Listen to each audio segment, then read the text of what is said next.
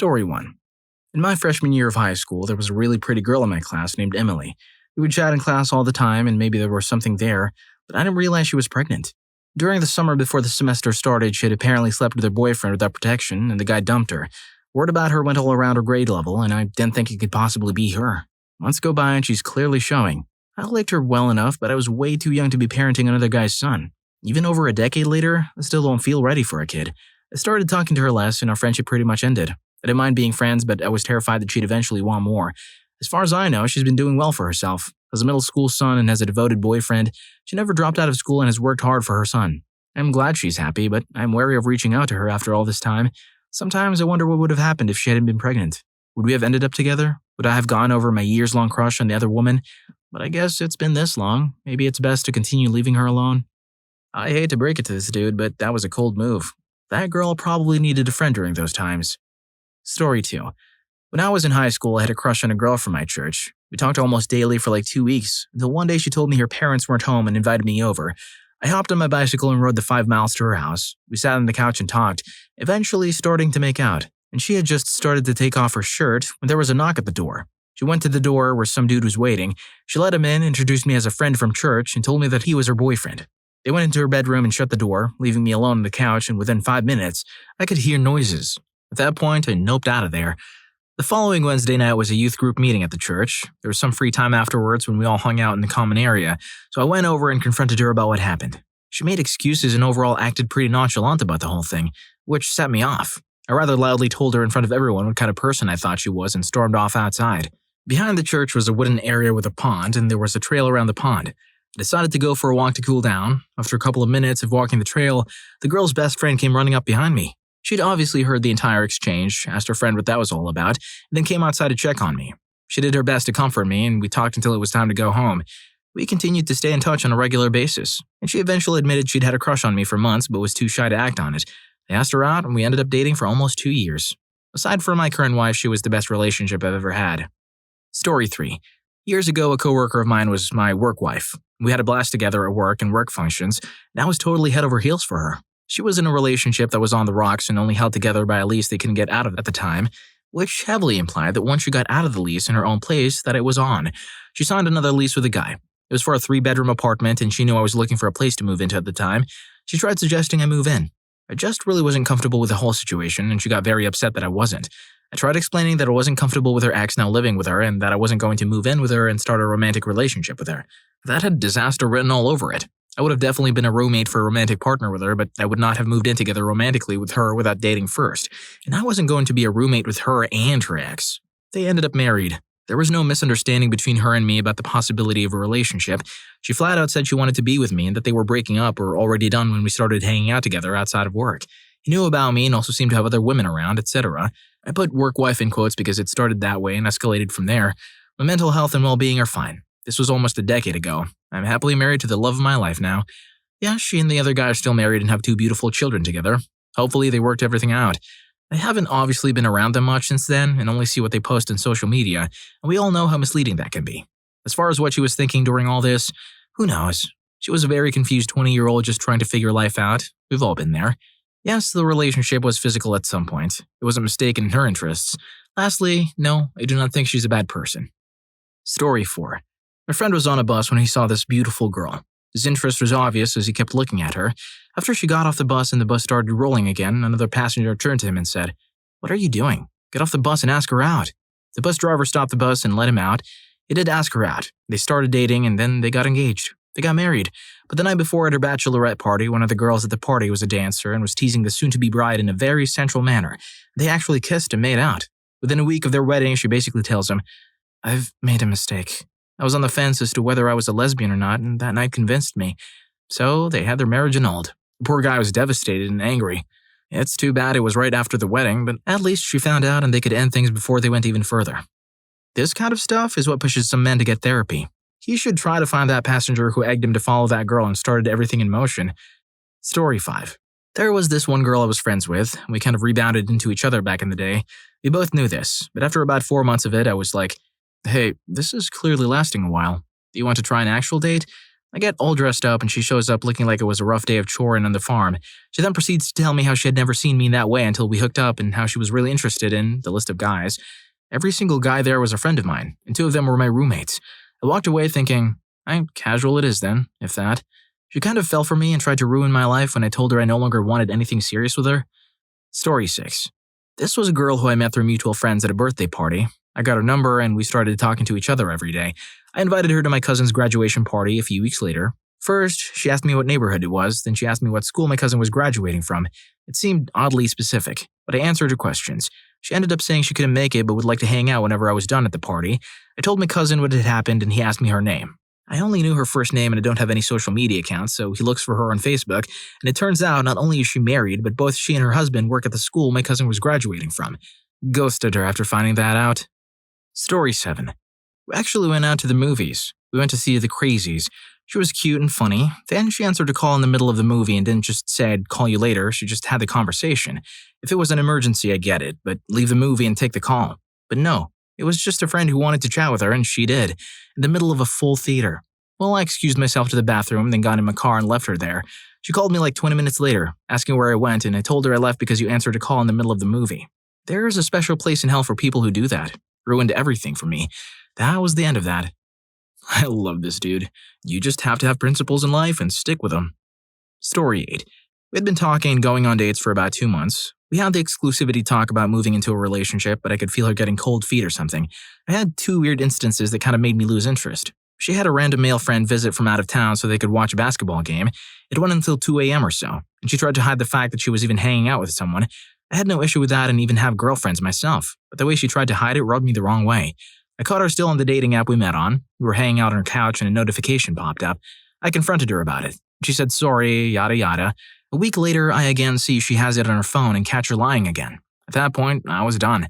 Some other things were added to it too, but those 2 instances stand out. Story 9. She wants to date around for a year. The poor girl just got out of a serious relationship and isn't ready to date one-on-one. One of the better gals I've met. However, I've done so much work on myself in the past 18 months since a bad breakup. I understand where she's coming from and wanting to wait until she gets serious with anyone. You have to relearn who you are and what you want when you come out of a long-term relationship. They actually change people, for better or worse. I want to respect her wishes. We all need to heal in our way. I respect myself as well. I'm not going to be someone's rebound. I've completely recreated myself for the better and stopped disrespecting myself since my last ex left me 18 months ago. I'm a new man with great things going for him. If someone isn't a hell yes when it comes to being with me, then it's a hell no for me. Then never be with someone who's not crazy about you and vice versa. The right person at the wrong time is the wrong person. She'll continue to date others and I'll continue to date others now. I know what I want and I'm confident in finding the right person. I am ready for a relationship and I'm not going to wait for someone to make up their mind after dating or fooling around with others for a whole year. No thanks. I wish her the best, but that's disrespectful to myself to hang around. You know what's been hitting me lately? It's this golden piece of wisdom. If you're aiming for others to show you some respect, you've got to start by giving it to yourself. I won't lie, the self-respect journey isn't a cakewalk, but guess what? I've got some epic stories that'll school you on this whole self-respect thing. So if you're up for the adventure, don't forget to smash that like button and subscribe to my channel. You won't want to miss what's coming your way. Story 10.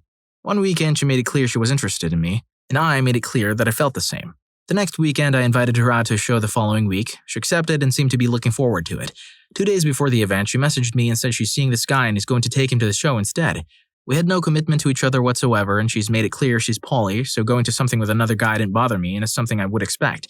But canceling at the last minute because she chose him over me is incredibly rude and really crosses the line. She could have just gone to a different show with him and kept her plans with me. It dropped her straight from romantic interest, down to friend, down to acquaintance. I'm sure I'll see her at events going forward, but I have no interest in interacting beyond a simple, "Oh hey, I hope you're having a good night, see you later." On the bright side, me and a couple friends got bottle service for the show at the last minute, and it ended up being a great night. Story 11. I had a brief fling with a poly girl. I figured low investment, high reward. Following the crucial third date as we were pulling into our complex, she exclaimed, "Oh crap!" When I asked her what the matter was, she said that her primary was camped out in her apartment and sulking. "You didn't tell me you were cohabiting with anyone," I said. "Well, we're not, exactly." "Does he know you have a date?" "Yes, that's what irritates me. He knows I'm seeing other people, but he thinks he can make us exclusive." We ended up walking the perimeter of the complex where she sent a flurry of texts begging the poor fellow to vacate. After 1.5 turns, she smiled and said the coast was clear. After that, I just couldn't. My investment was low, but this guy's was obviously quite a bit higher. I can't help being the author of my own misery, but I wasn't about to become the author of his. I guess I should add that I arrived at this fine resolution the following day, after we'd done the nasty, but I like to think a belated moral awakening is better than none at all. Story 12. I once met a really cute, friendly girl at a college dorm party many years ago. We had a friendly chat about school, scholastics, people at the dorm, etc. She was very nice, very pleasant, and very attractive, and I was really getting interested in her. Then she said she wanted to introduce me to some of her friends at another gathering. Thinking she was interested in me, I said, "Would love to." We left the dorm party and headed to another house where a bunch of folks had gathered. It turns out it was a Bible study and prayer group. Nothing against those folks doing their thing, but I have no interest and was really annoyed the girl didn't reveal anything about being born again in her conversations. I stayed for about an hour out of politeness, but I never saw the girl again. Story 13. She seemed nice on the first date, but then her true colors showed in the third or fourth as a mega radical feminist. She got upset at weird, random things and would spin them in some way to make me look bad. For example, we went to a farmer's market and I bought some heirloom tomatoes, talking about how good they are compared to grocery store tomatoes. She asked if I used them in salads or cooking, and I told her it's best to just eat them straight up like an apple. This statement somehow landed me in big trouble. Some people just want to argue. It's not about you or the tomatoes or sexism. They just want to argue and I just want to chill and eat some organic heirloom tomatoes for Christ's sake. Is it just me or was that tomato thing very confusing? Will someone please explain it to me? Story 14. I met a girl at work who seemed cool. We hung out a few times, got lunch together, etc. I eventually asked her to go to a concert with me, and I bought the tickets, $70 each. An hour before I was picking her up, she texted me and said her PTO got denied, after telling me earlier that week it had been approved, and blamed her manager. I found out from a manager later that she never submitted a request at all. Red flag number 1. I was constantly busy, and I get it. Life sometimes gets in the way. But after 3 to 4 days of being undelivered, I asked her what was up, if she was just not feeling it anymore or what, and she told me that she didn't have time to talk to anyone at all because of work and her kids, and that I was her number one priority after work and her kids. Not 2 hours later, she's posting screenshots of text conversations with other people from previous days, during when she left me undelivered and supposedly couldn't talk. I confronted her about that and asked why she lied to me, and she got upset and called me a witch. Red flag number 2. I blocked her after that. 2 weeks later, she got fired anyway and now works as a dancer and supposedly has an OF. Story 15. I was honestly just hanging out with her for a short period of time. I was definitely letting infatuation build up a good bit before we had time to hang out. Physically, I found her incredibly attractive, especially because I tend to have a thing for taller women and she has a good few inches on me. She's a decently successful artist, which I also loved, and she does a lot of good and wholesome work with her art related to her culture and ethnicity that I found to be beautiful and inspiring.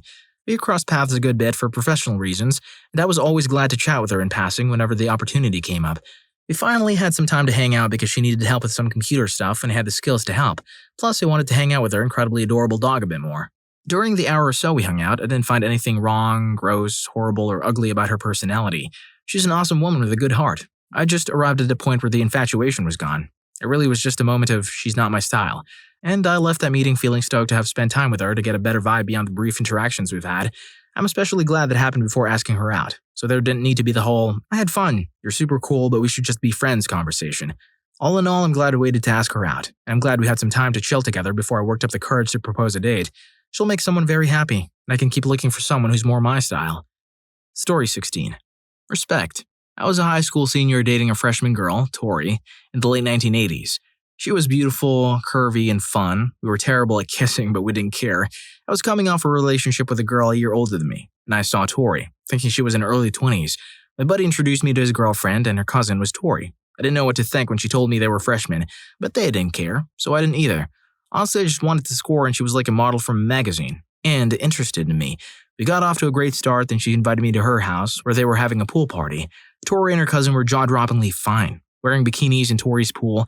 Tori's dad comes out to talk to me, and I'm a petulant wisecracker with him. He wants me to drive him somewhere, and I slowly realize that he's sizing me up. By the time we get back to his house, Tori's dad and I are talking about guitars, amps, and bands we like. He helped me fix the AC in my car and asked me to bring my guitar and amp over to play while the girls swam. We had a blast. He was just a genuinely good guy, watching out for his daughter. Tori and I dated for a while, but we never went any further with the relationship. I became cold to her because I didn't want to upset her dad if anything happened.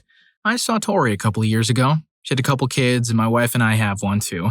I could tell Tori didn't know if I'd recognized her, but I called her out in front of the group, about 40 teachers walking through my workplace while I was their tour guide, and hugged her tight. It was exciting to see her, and I'm glad she's doing great, and her dad too. Story 17. She cut off the bartender while he was telling her about the specials and said she didn't need food mansplained to her. The bartender was my friend and a very talented bar manager. The menu was entirely his, which he was very proud of. I brought her there specifically for that level of personal service. She was visiting from out of town. I dropped her off at the hotel after and told her I was tired and went home. So embarrassing. I hope you enjoyed the video, and if you made it this far, I'm sure you'll also enjoy. What did your crush do that killed your interest? Story 4 is a huge letdown. See you in that video.